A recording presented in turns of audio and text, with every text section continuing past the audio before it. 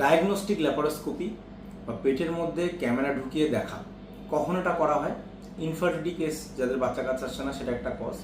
আরেকটা ক্ষেত্রে হচ্ছে যখন আপনার কন্টিনিউয়াস পেটে ব্যথা নিয়ে আপনি ভুগছেন, আপনার অনেক সময় পিরিয়ডের সময় অতিরিক্ত ব্যথা হচ্ছে বা কন্টিনিউয়াস সারা মাস ধরে ব্যথা লেগে আছে, কিন্তু বারবার ইউএসজি করছেন, পেটে ছবি করাচ্ছেন, কোনো কিন্তু কারণ খুঁজে পাওয়া যাচ্ছে না।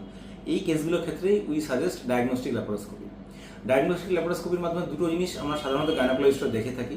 ফার্স্ট, এন্ডোমেট্রিওসিস, মানে কোনো মানে সিস টাইপের কিছু আছে কিনা যেটা ইউএসজিতে ধরা পড়ছে না, বা অনেক সময় সুপারফিশিয়াল এন্ডোমেট্রিওসিস বলে একটা টাইপ হয়ে থাকে। এক্ষেত্রে যে পেরিটোনিয়াম বা আমাদের পেটের মধ্যে যে পাতলা পর্দার মতো লেয়ারগুলো থাকে, তার মধ্যে গিয়ে এই অসুখটা জমে বা এন্ডোমেট্রিটিক ডিপোজিটসগুলো ওখানে গিয়ে বাসা বাঁধে। সেটাকে ওখানে তৎক্ষণাৎ অপারেশন করে দিলে জিনিসটা ক্লিয়ার হয়ে যায়।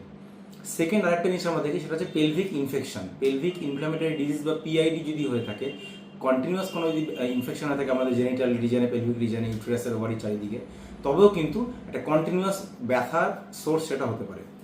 আর আরেকটা যে কারণ বলে রাখি, প্রিভিয়াস কোনো সার্জারি, আগে যদি কোনো আপনার অপারেশন হয়ে থাকে, সাপোজ আগে কোনো দিন হয়তো সিজারি হয়েছে বা কোনো গলব্লাডার হয়েছে বা কোনো হয়তো কোনো সিস্টের অপারেশন হয়েছে, অনেক সময় আমরা দেখি পেটের মধ্যে অ্যাডেশনস প্রচুর, মানে বিভিন্ন খাদ্যনালী, পেচ্ছাপের থলি, আপনাদের পেটের বিভিন্ন লেয়ার, জরায়ু সহ একসাথে লেগে থাকে।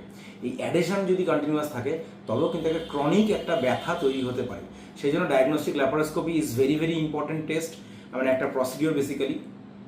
এবং অনেক সময় আলট্রাসাউন্ডে অনেক কিছু জিনিস ধরা পড়ে না, যেটা ডায়াগনস্টিক ল্যাপারোস্কোপি করে ধরা পড়া সম্ভব।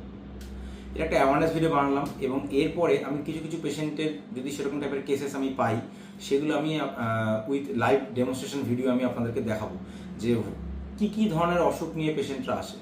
সুস্থ থাকুন, ভালো থাকুন।